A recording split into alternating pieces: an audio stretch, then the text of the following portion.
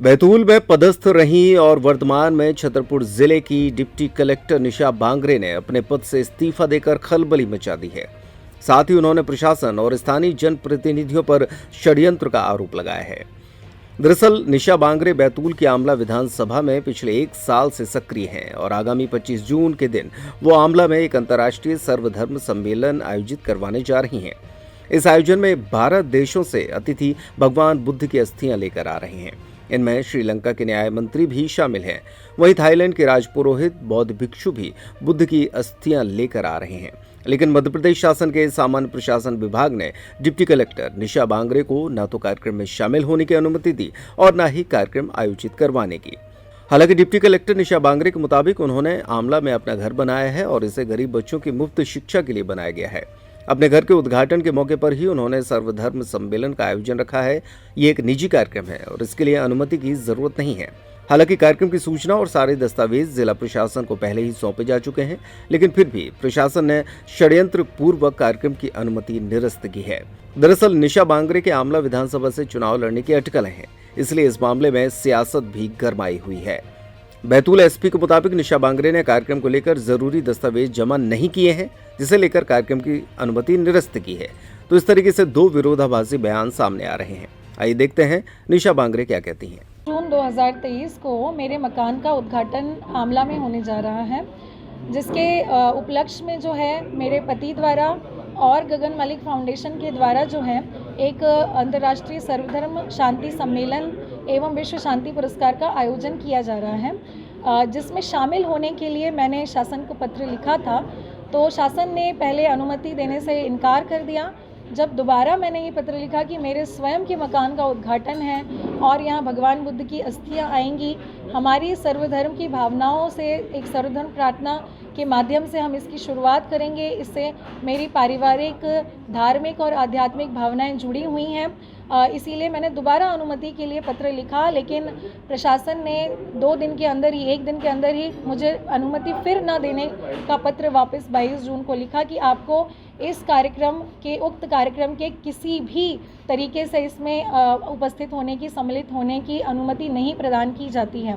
जब पहली बार उन्होंने मुझे मना किया तो मैं यात्रा में शामिल नहीं हुई। जो हमारी सर्वधर्म संभाव यात्रा निकली थी उसमें मैं शामिल नहीं हुई। लेकिन स्वयं के मकान के उद्घाटन में अगर शासन प्रशासन आने से मना करे तो आप ये बताइए कि ये किस तरीके के अधिकार हमें मिले हैं।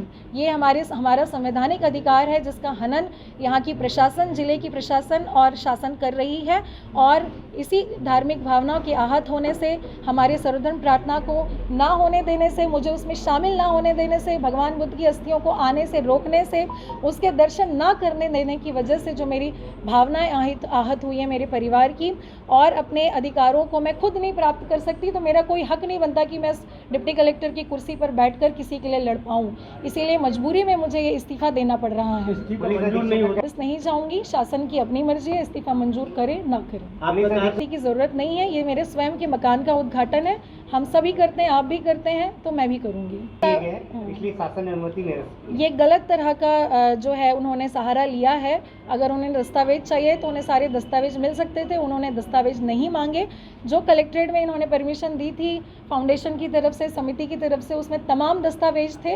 ये गलत उन्होंने बात लिखी है इस पत्र में, गलत बात है। मेरे पास किसी भी राजनीतिक दल का कोई प्रस्ताव नहीं है, ना मैं किसी से जुड़ी हुई, ना मेरा राजनीतिक कोई इसमें कारण है जिसकी वजह से मैं इस्तीफा दे रही हूँ। अभी आप, हम परिवार के साथ विचार करेंगे। हमने पिछली बार भी यही कहा था, जो भी अच्छा होगा अवसर, हम उसको ज़रूर उस पर जाएंगे। अब अनुमति नहीं मिल रही है। मकान के उद्घाटन का कार्यक्रम है जो कि होगा, उसके लिए किसी की अनुमति की ज़रूरत नहीं है। सर्वधर्म सम्मेलन होगा क्योंकि सभी धर्मों के धार्मिक गुरु रहेंगे। भाई बैतूल और आमला सारणी के धार्मिक लोग इनसे जुड़ रहे हैं, और हमारी जब टीम पूरा निमंत्रण देने के लिए गई है तो बड़े उत्साह के साथ सभी ने आने की हामी भरी है और आएंगे भी। तो इतने सारी जनता, जो कि सभी धर्मों के गुरु, हमारे गोंड धर्म गुरु आ रहे हैं साजवा दरबार से, हमारे कोरकू धर्म गुरु आ रहे हैं, हमारे जैन धर्म गुरु, बुद्धिस्ट धर्म गुरु आ रहे हैं, हमारे मुस्लिम समाज के, क्रिश्चियन समाज के, सभी समाज के धर्म गुरु इसमें आ रहे हैं। तो सर्वधर्म प्रार्थना को कोई भला कैसे रोक सकता है, जब इस प्रकार की जो धार्मिक चीज़ें उन्माद फैलाए जाते हैं, जब उसको नहीं रोका जाता तो इस सर्वधर्म और शांति के कार्यक्रम को कैसे रोका जा सकता है? लगता है कि यही है जो जिले के प्रशासनिक मुखिया हैं, उनकी छोटी सोच, यहाँ के माननीय जो प्रशासन के नुमाइंदे हैं, उनका षड्यंत्र यही है जो मुझे रोक रहा है। बिल्कुल आएंगे, क्योंकि मेरे हस्बैंड और मैं, हम दोनों मल्टीनेशनल कंपनी में इंजीनियर रहे हैं और गगन मलिक फाउंडेशन का भी कार्य जो है वो देश विदेश में जो भगवान बुद्ध के शांति के प्रचार प्रसार के लिए चलता रहता है। तो इसमें हमारे जो मेहमान हैं वो ज़रूर शामिल होंगे, उनको कोई नहीं रोक सकता।